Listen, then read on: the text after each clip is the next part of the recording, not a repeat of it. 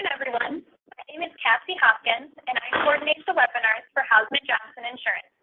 I would like to welcome you to today's webinar, Mindfulness, Buzzword or Business Advantage, which will address the emerging practice of mindfulness in the workplace and the mindful leadership movement.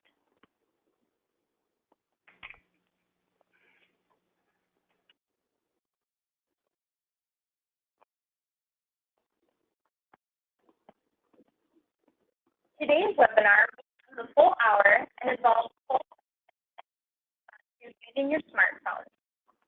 In preparation, please navigate to the address shown on the screen in your phone.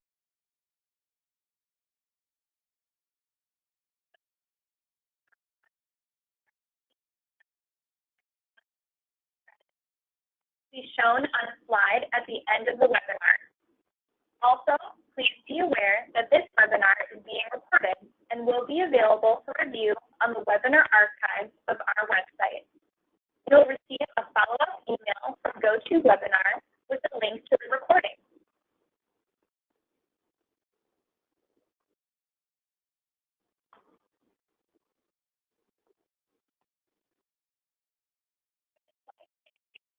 Our presenter for today's webinar, Michelle Spear.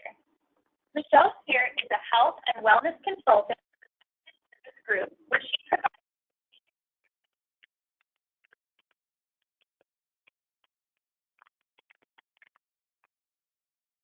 initiatives. Her approach involves expanding the wellness value proposition beyond reducing employee health risks to create the conditions for employees to bring their best selves to work.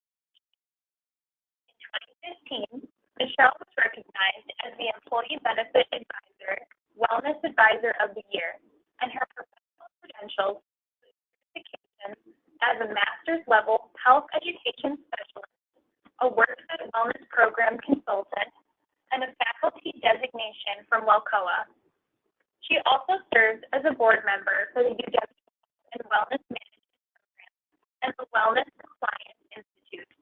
We are grateful Michelle can be here with us today to share her knowledge on this topic. Welcome, Michelle. Thanks, Cassie, for that introduction and the invitation to be here. I am really excited about everybody that's joining us on the line today, and I want to extend a thank you to you and also to those who will be listening to the recorded version of this. I am really curious as a health and wellness consultant about emerging trends.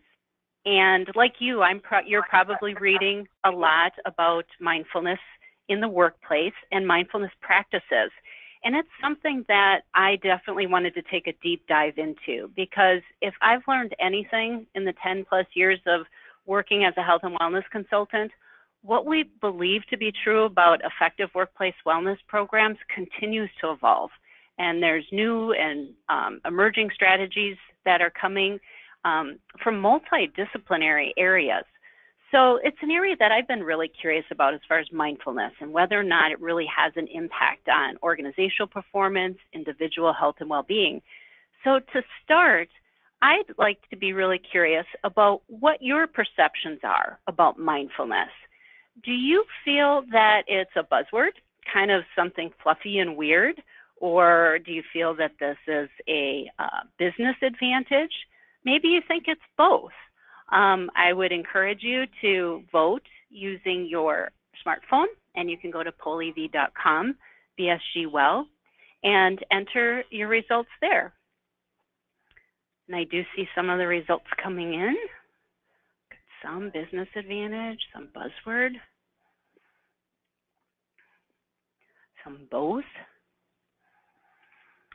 As I've worked with other organizations and talked to organizations about mindfulness, it's interesting where people fall on the spectrum.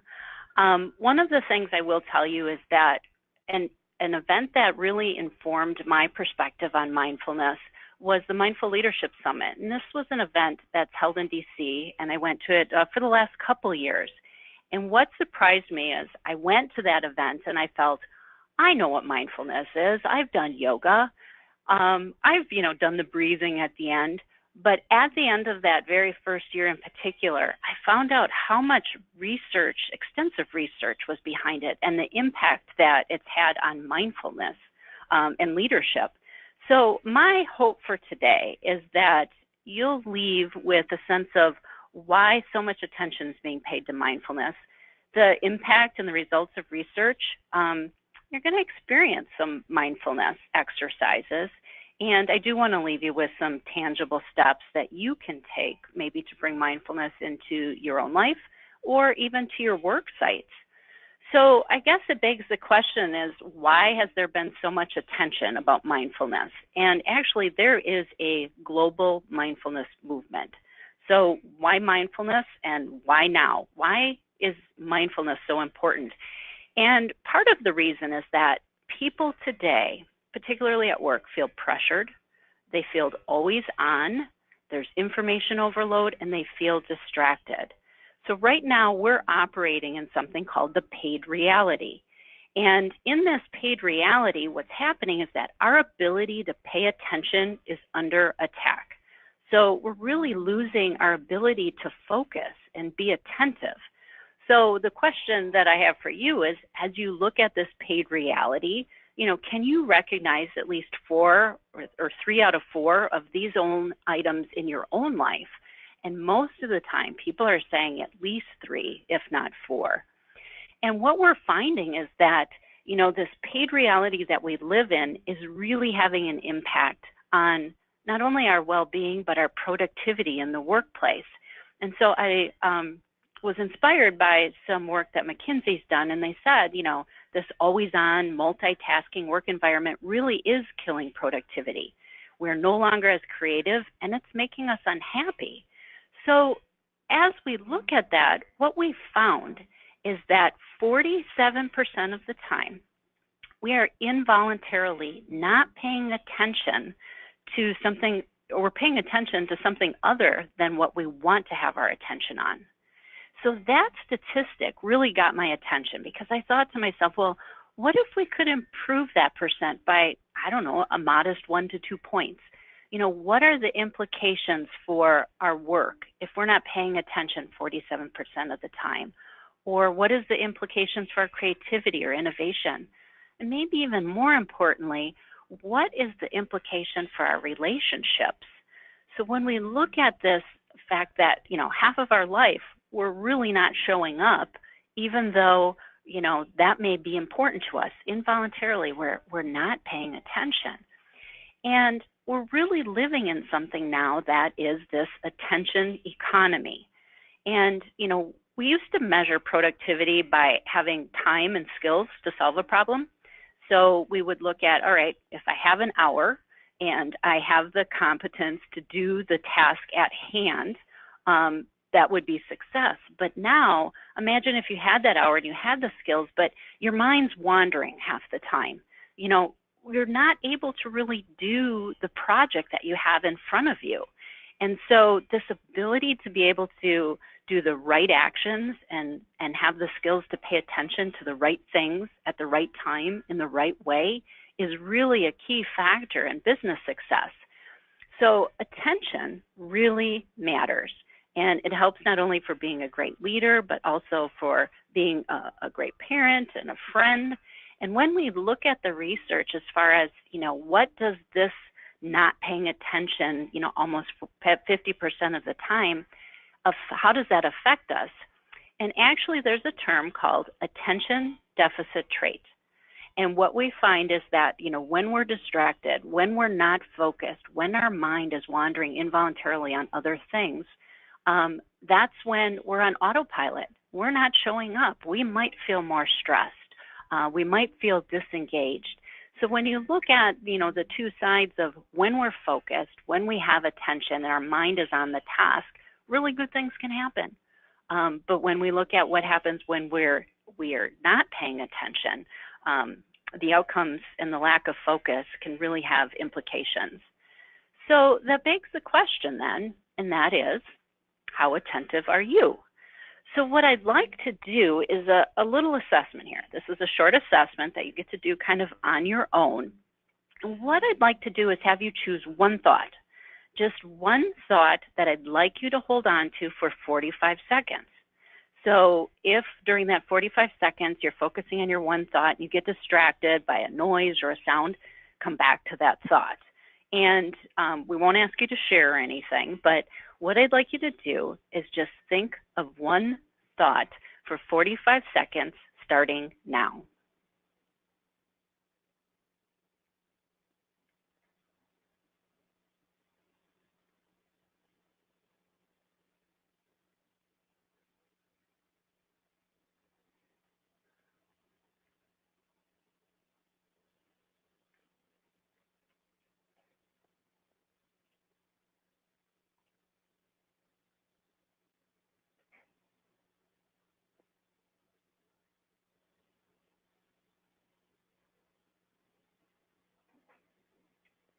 All right, stop. And if you had that one thought, I'd like to have you kind of let it go. And I guess what I'd like you to think about is, were you able to pay attention to just that one thought for 45 seconds? And if you're like most people, you find that maybe you're thinking about something that happened this morning. This thought comes into your mind, or maybe something that's going to happen after this webinar, kind of in the future. Or maybe you heard a noise and you were a little distracted, or a smell. Or maybe you even had this inner dialogue saying to yourself, well, am I doing this right? How much longer is this? This is the longest 45 seconds I've ever had. You know, how long do I have to sit here? Kind of this commentator. And if that happened, know that you're not alone. I mean, really, those are kind of the four threats to mindfulness, kind of focusing on the future, the past, the distractions, or kind of that inner dialogue. And what ends up happening is, you know, we kind of go through life somewhere else. And you can think, for example, of maybe this may have happened to you, where we have our worker here, we'll just kind of call him Tim, and he's at work, has a big project to work on, but his mind's somewhere else. And while he's trying to write this important email or work on this project, he's maybe thinking about his golf time, tea time that afternoon. And then that afternoon, he eventually gets to the golf course, but his mind's wandering and thinking about maybe, you know, having dinner with his wife that night.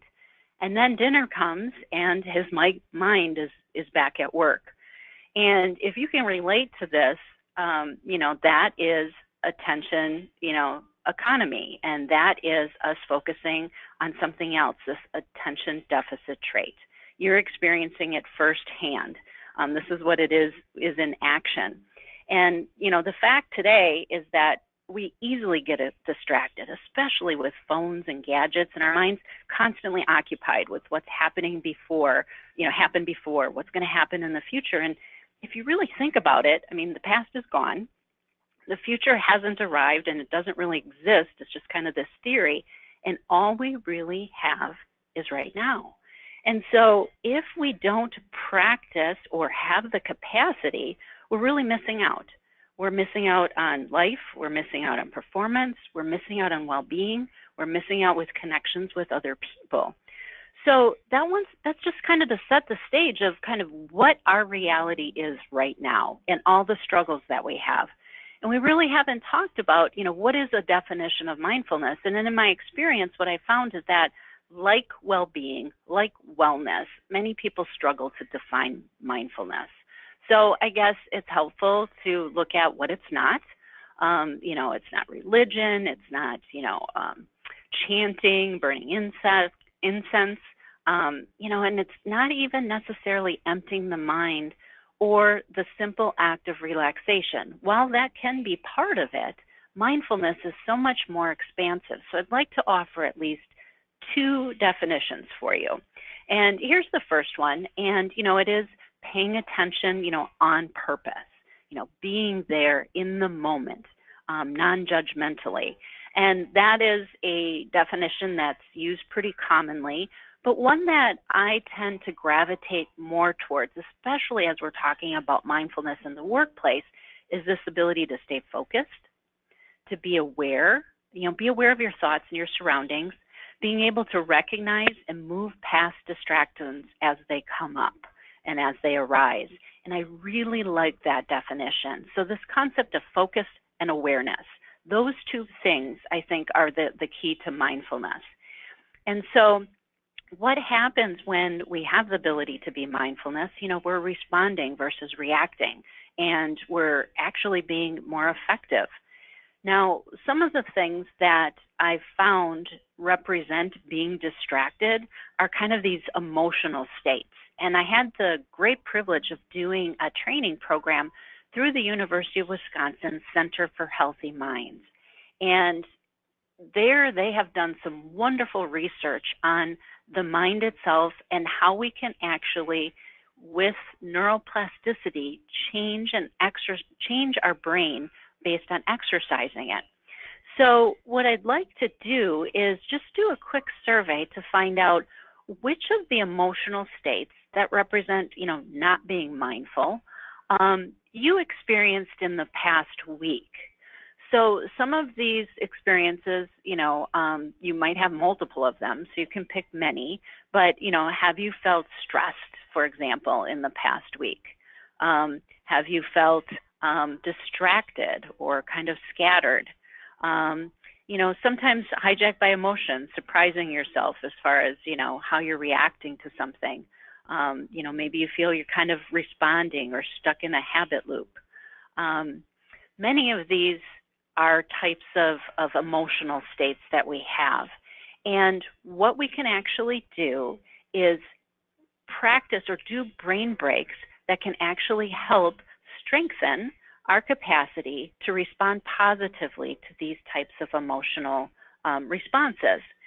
So what I'd like to invite you to do is actually do a practice with me, because the question, natural question that comes up now is, well, great, if we live in this paid reality and, our ability to focus is gone, how do we become more mindful? How do we experience it? And the Center for Healthy Minds actually has some guided audio practices on their website. And so I'm going to invite you to actually do one of these practices now. It is about a 4-minute practice, and they will actually guide you through an exercise to help focus. So if you've done some type of a mindfulness practice before, this will be a nice break for you. And if you haven't done it before, this is something for you to experience it firsthand. Now, I don't have experience in leading guided meditation practices, but I do look to a lot of the experts. And like I said, this is from the University of Wisconsin Center for Healthy Minds. So what I'm going to do is invite you to follow our guided audio.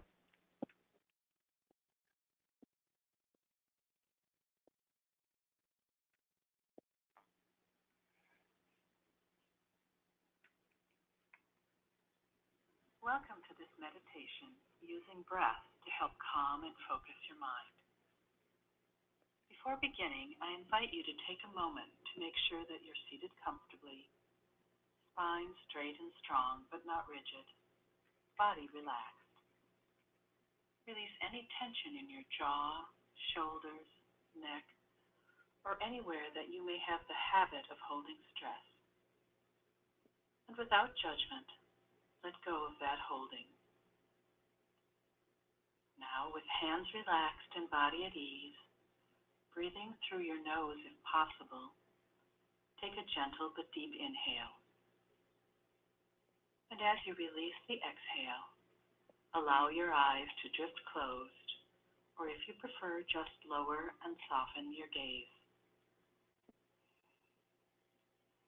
Begin to turn your attention inward, taking a moment to notice your inner landscape, the state of your mind. Are there emotions present? Are you sleepy or energized, mind buzzing or calm? Without forming opinion or passing judgment, just notice this. And now, with a deep inhale, imagine that you are gathering in any mental residue from your day, any problem or unfinished business that is tugging at your attention. And with a complete exhale, release it and see it all drop away. setting it aside for the next few minutes as you set your intention to be present for this meditation. Now, take a moment to find your breath, wherever it is easiest for you to access. Perhaps you feel it as a cool brush of air at your nostrils, the rise and fall of your chest, or maybe it is the sound of breath that you notice. Wherever you find breath, allow your attention to gently rest there, letting breath come to you without attempting to change or control it. Just notice as it falls into a natural rhythm. Breathe in gently, your lungs fill, chest rises. And then with the exhale, notice complete release. Perhaps your breathing becomes slower and deeper as you let go of everything but breath. Breathing in, breathing out. When thoughts arise, which they will, just notice them without opinion or judgment. Let them pass away, dissolving like clouds passing through a deep blue sky. Then gently return your attention to breath, calming, centering, constant. For now, there is only this moment, this breath.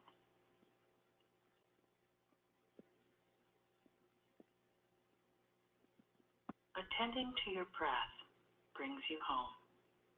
It is your touchstone, your ground wire, connecting mind and body in this moment, perfect as it is.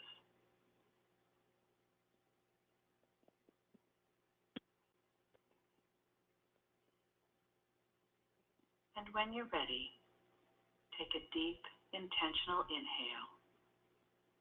And with your exhale, release your attention to the breath and open your eyes. As you move through your day, it may be helpful to remember that breath is always with you and can be used in the moment as a method to calm and focus your mind.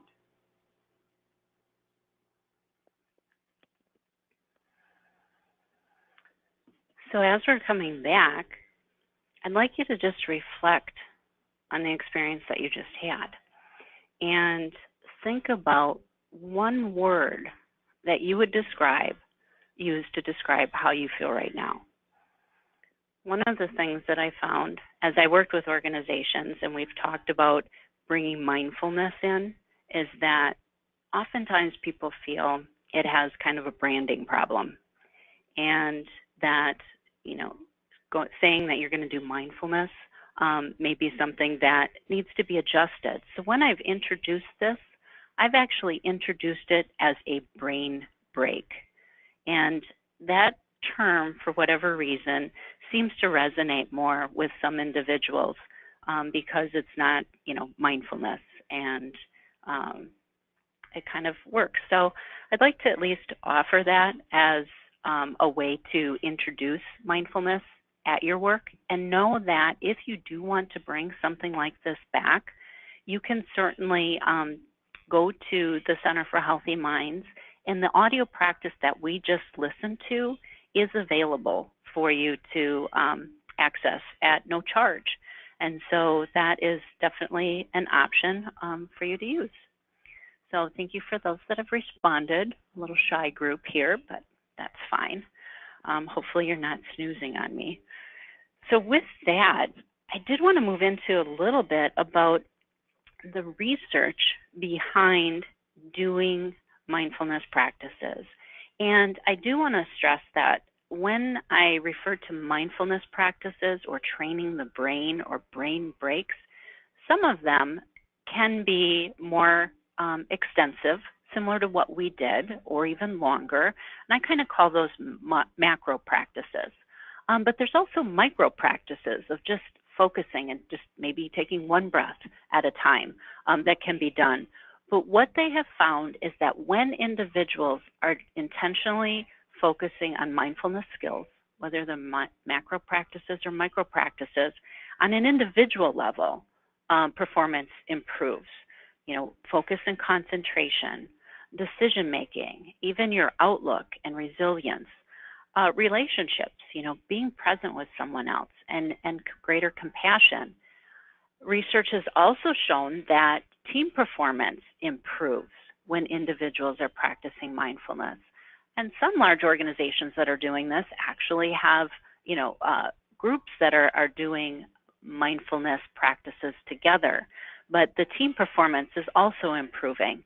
And then no surprise when you have the individual performance improving and team performance improving, what we find on the organizational level is that the organization overall has, you know, better outcomes. So it's this win-win-win situation for the organization and on so many different levels. So as I was doing research on mindfulness, it kind of took me actually to the sports world. If you want to think about, you know, high-performing individuals and teams, professional athletes definitely embody that. And so I want to take a little break here, and, you know, for those are your sports fans and we lost you in some of the research, you're just not sure this relates to you, I'd like to show you 4 images of individuals and teams. And the question is, what do each of these individuals and teams have in common? So here's our first image. So we got Michael Jordan, Kobe Bryant. Our next image, the Seattle Seahawks, our 2014 Super Bowl. I think they were under Coach Pete Carroll at the time.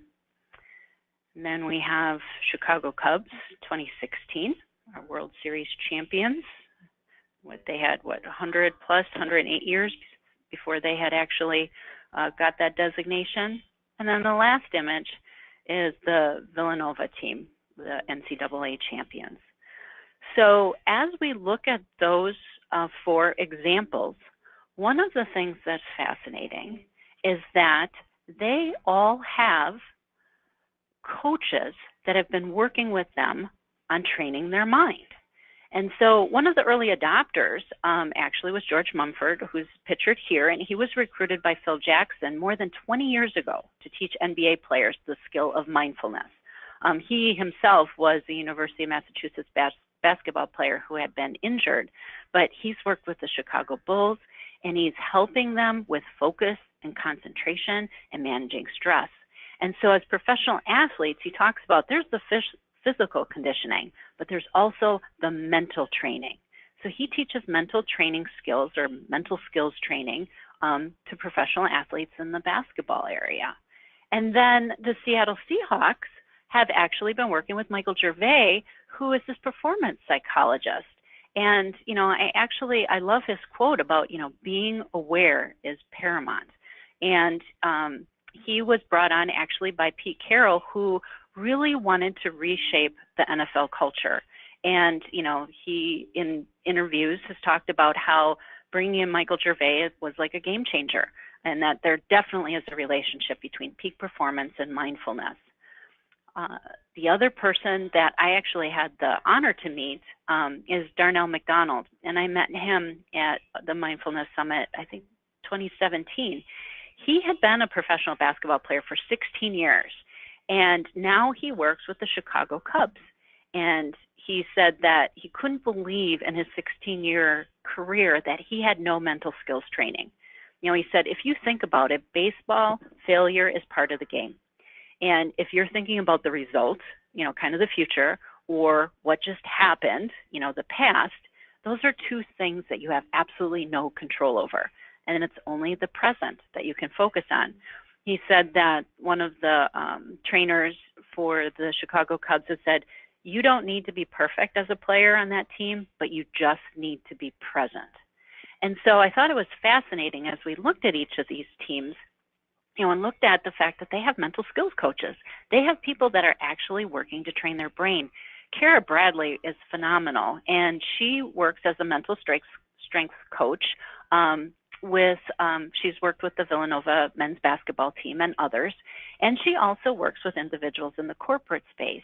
And so she's somebody who's kind of transitioned and said, how do we take what we've learned even from peak performers for professional athletes and apply that in a corporate setting?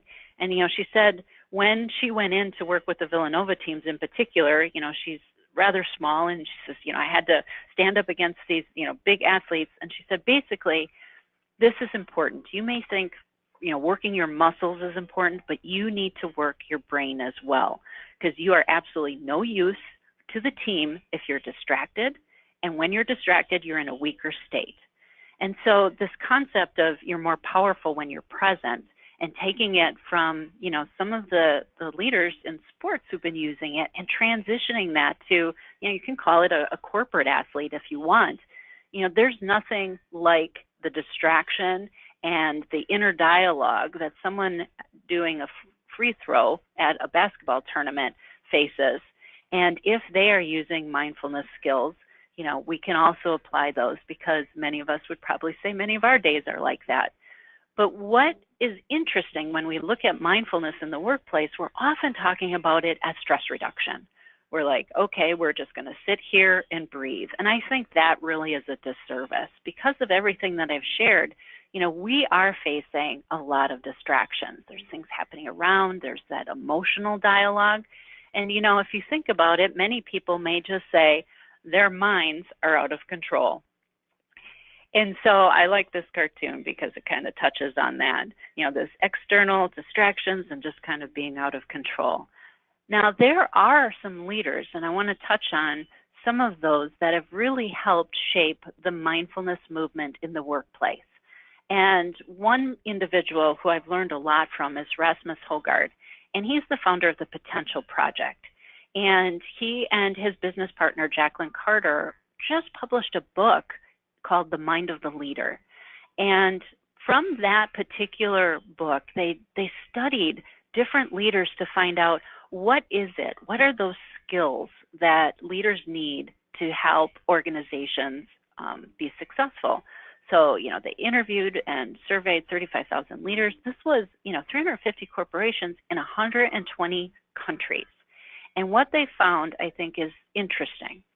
So first and foremost, she says, we have this leadership crisis. Hopefully this is no one at your organization, but there is a problem with toxic work cultures, and they found that 65% of employees would actually forego a pay raise to see their leader fired. Then you look ahead to that, but when you talk to leaders and you say, are you doing a good job inspiring your people and being there for them? There's a big discrepancy between what leaders think they're doing and actually what their employees think. So 77% of leaders, feel they're doing a good job inspiring their teams, but 39% of those employees would disagree. What they also found is that 73% of leaders feel unmindful most of the time, and 96% would like to be more mindful and focused. So when we look at this and we tie it back to employee well-being and engagement, a lot of this focuses in on how leadership has to start with the individual. It has to start with kind of this self-awareness.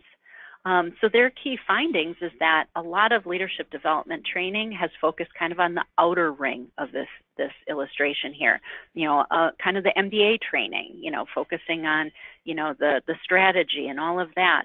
But really at the foundation, putting people first and understanding that as a leader, you need to connect, engage, have your employees' backs, help them grow, requires you to focus on yourself first. And I will tell you, based on the case studies that are in this book, it is a global movement. And there are many organizations that are on this path of becoming more people-centric, following truly human leadership, where you're focusing in on, what it is that I as an individual can do. And what Rasmus and his colleagues found is that the key leadership strategies that are needed are mindfulness, compassion, and selflessness. Now, compassion and selflessness are kind of beyond the scope of this presentation, but when we look at this, there's a big need out there to focus on these mental qualities to help people lead into the 21st century. And the best part about it is because of the science on neuroplasticity, these mindfulness skills can be taught. And how can it be trained? So that in and of itself, I think, makes a real strong business case for bringing mindfulness into the workplace. And maybe it does start at the manager and leader level, but we're all leaders at many levels. And so it doesn't necessarily have to be there. Now, another individual who has been a strong influence on me is Janice Martirano. And she is actually the founder of the Institute for Mindful Leadership. And I had the opportunity to do a workshop with her as well. And she has a fascinating story. And one of the things that she talks about is the fact that in this day and age, we're like she calls herself a 21st century juggler. You know, you're constantly trying to balance, work and family and this and that. And what ends up happening is that you're in this state of continuous partial attention. And I thought that that was fascinating.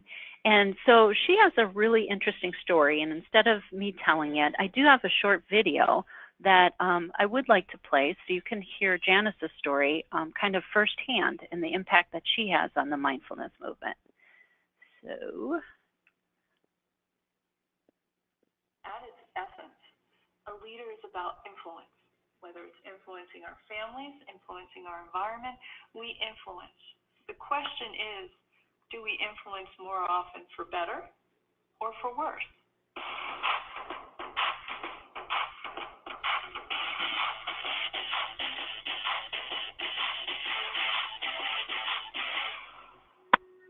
Janice Martirano has been redefining corporate culture by helping leaders live and work with more clarity, more creativity, and more compassion. I spent the last 16 years as a vice president for General Mills. Spring of 2000, I was responsible for getting FTC clearance of the acquisition of Pillsbury. We were working 7 days a week, 18-hour days, every day, nonstop.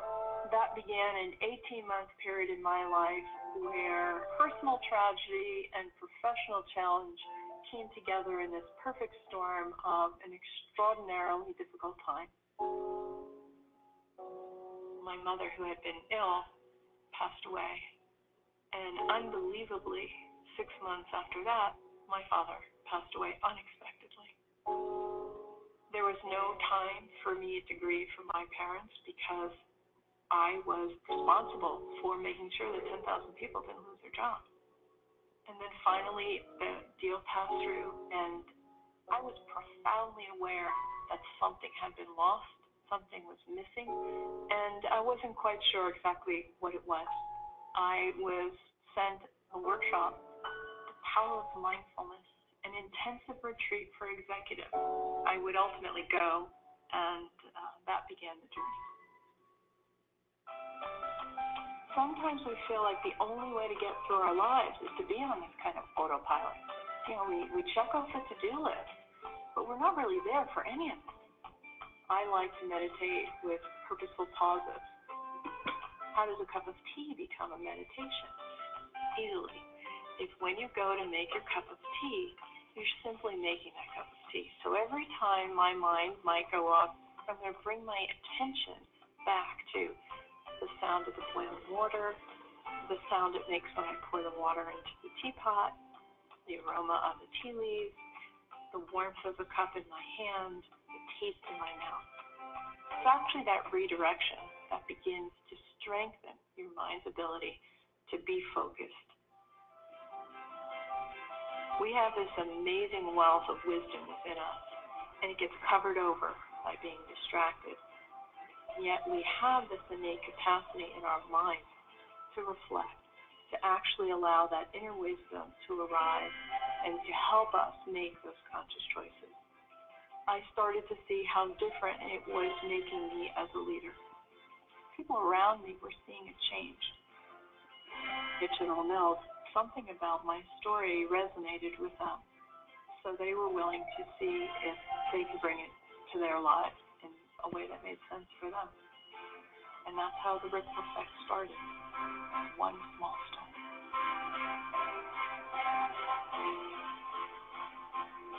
We're dedicated to bringing mindful leadership curriculum to people around the world. It doesn't take a monumental shift. The small step, the small change is really important to us beginning to turn into the kind of society that we need.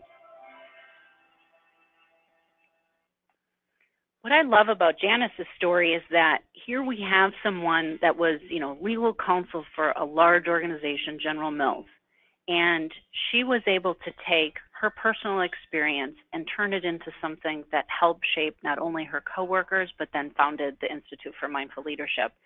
And when she addresses the outcomes of mindfulness practices, it is no longer about this stress reduction. And she really stresses that a lot. And it's the fact that when we start to train our brain, and she talked about some of those micro practices, right? Just around the teacup and focusing and being in now, or being here now and focusing on the cup and smelling it. But that the outcome of that is helping us with focus and creativity and compassion and clarity. So I really feel like there is this overlap between this new science that's coming in saying we can train our brain and how it helps us in how we show up as individual performers and as leaders and as our organization. And that in and of itself is really exciting to me. She's told multiple stories, but one that stood out for me as a case study was how one organization who had their leaders go through formal mindful skill training curriculum actually had to face a very difficult decision regarding a recall of a food product at their company. And there were 3 individuals who were responsible for making the decision on whether or not that product should be recalled. And they had to make that recommendation to the president. And when the 3 of them met to collect the information, about the number of cases where people were sick and how the product was distributed, there was not a clear answer. And so the 3 individuals got together and they were divided on whether or not there should be a product recall. And actually then they stepped back and they took time to reflect. And Janice wrote a book called Space to Lead, which is really interesting because I think sometimes we just feel like we don't have the space or the time to actually think. And it's through that reflection time that they had where they separated that they could actually just sit with it and say, what is the right answer based on what I know in my experience? And when they came back, the 3 of them were all in agreement and they did decide to recall their product.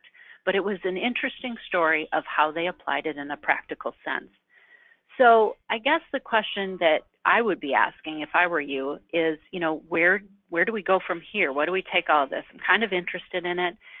If anything, I'm hoping that I've helped outline or at least say that, mindful skill training, brain breaks, mindfulness practices, whatever you want to call them, mindfulness helps in so many ways. And I think it's a critical skill that we need to integrate because I guess I asked the question, can we afford to continue making our decisions kind of with, our distracted minds or reacting versus responding?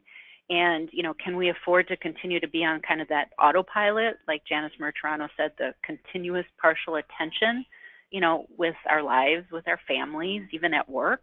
And can we really continue, or can we afford to continue to miss connections and miss connections with, those we work with, those we love and those that we serve?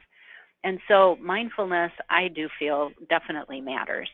And how we can roll it out or where we can go is really a lot up to you. I gave you just a little taste to hopefully inspire you. But one of the first steps that you could do is actually your own self-assessment. And Rasmus Hogard and Jacqueline Carter actually have a mindfulness assessment. And you can Google it and just type in, mindfulness assessment and Harvard Business Review. And, it's, I can't remember how many items it is, but maybe 20, 25 items. And you'll actually get a graph back similar to this. I kind of joke that you're listening to a webinar with someone whose score came back. This is actually my score, kind of in that, 4th quadrant, kind of right in the middle. But it's interesting to know, where do you fall on this focus versus distracted, or, autopilot, and, really focusing on being aware and being present. So that in and of itself could be very helpful. And one of the things that I think is a recommendation that most people get from that is to stop multitasking. So that's why I said a lot of this, it starts with you. Can you actually practice some of these yourself and become familiar with it so that you know where you stand and kind of where you fall? Another resource that I'd like to offer, I mentioned before, is the Center for Healthy Minds. And they have a well-being, tips for cultivating well-being. And this is something that you might want to practice on your own first, but also offer to your teams and work, and that is the 5-3-1. So they say, take 5 minutes of meditation every day. Write down 3 good things that have happened to you on a daily basis, and do 1 act of kindness. And so their 5-3-1 model is something that you can practice on your own, or also take back to your workplace and encourage your teammates to do that as well. The other tip that I'd like to share, I love to read, just love to read. And so here are some books that I would recommend. I mentioned, Janice Martirano and her book, Finding Space to Lead. I think it's an excellent resource, and it has companion web resources with guided audios. The Search Inside Yourself book was actually written by the individual who developed the mindfulness training at Google. And so that's a real easy read, and if you are brand new to it, I'd recommend that book first. The Emotional Life of Your Brain is written by Dr. Richie Davidson out of the University of Wisconsin, the Center for Healthy Minds. And then lastly, Rasmus's book, The Mind of the Leader. So all 3 of those are excellent resources, and I would encourage you to take a dive into that if you're interested in learning more. So to kind of close out here, I do want to end with one last guided meditation. And this is going to be one from Kara Bradley. And this is actually a mindfulness practice that she did with the Villanova teams. So I think she may have even done it with the Villanova basketball team. And I'm going to end with that and let you know that, this too is something that's available at no charge. You can just kind of do a search on Kara Bradley and know that she has a lot of resources that are available where she's taken the work that she's done with professional athletes and then translated it into our corporate athletes. So this is about a 3-minute practice, and I encourage all of you to follow along with one more and see how you feel. And let me pull it up, and here we go. When our feet are firmly planted on the ground, on the turf, on the court, on the floor, wherever you are and whatever you're doing, when your feet are firmly on the ground, you feel more stable. Just placing your feet on the ground, uncrossing your legs, or maybe your feet are scooched back under the chair at a meeting, or they're not firmly balanced on the floor, you feel less stable. So feet stable, feet planted. Just planting your feet, starting right there. And if you could do that right now, please do that. Plant your feet on the floor. Feel your feet beneath you. Feel your body wherever you are. Just feel your stance. Amy Cuddy has a great TED Talk about these power positions, how our bodies and the position our bodies are in will really help us not only feel a certain way, feel more powerful, but it's also going to change the way people react or don't react to us. So starting with feet planted, feet planted. And if you can use that mantra to help you recognize how to just stabilize in this moment by just noticing where your feet are. Feet planted, eye steady. Eye steady, what does that mean? Steadying your gaze to one spot, steadying your focal point will help you steady your focus. Where our eyes are, our mind is. So if our eyes are all over the place, as they often are for most of us, if you start to notice your eyes are always flitting about, but just steadying your gaze to one spot or one general area, like your screen or the road or somebody's eyes when you're speaking to them, helps you to come into focus. It's like focusing the lens on your camera, keeping your camera lens at one spot, say on a beautiful landscape, on a specific object in the landscape, and focusing your lens right there. When your eyes are steady, your mind is steady. In yoga, we call it a drishti, the focal point. So in each yoga pose, there's a specific place to set your gaze. There's a specific way to settle your eyes, to keep your eyes steady so that your mind settles and steadies as well. So how do we become more stable, focused, and clear? I like to say, feet planted, eyes steady. Feet planted, eyes steady. It can be a mantra that you use before a meeting. It can be a mantra that you use before a big moment, before a test, before a difficult conversation, before a game. Feet planted, eyes steady. And with that, I'd like to thank you so much for your time and attention. And I wish you all the best in your journey on mindfulness. And I know that my contact information will be sent out, so I'd be happy to follow up with you if you have any specific questions that I can help you with. And now I'll turn it back over to you, Cassie. Thank you so much, Michelle. What an informative and mindful webinar. I know I learned a lot from it. I hope the rest of you did as well. And we just want to thank you so much for attending today's webinar. You can refer to the slide we're showing now to obtain your HRCI and SHRM credit information. We'll be sending you a short survey, and we'd appreciate your feedback on today's webinar. If you have a question for Michelle, again, we will be sending out her contact information in an email containing a link to the recorded webinar. We hope you'll join us for our next webinar, which will be September 20th on cyber claims with David Cruz. We hope you'll join us, and thank you again for joining us.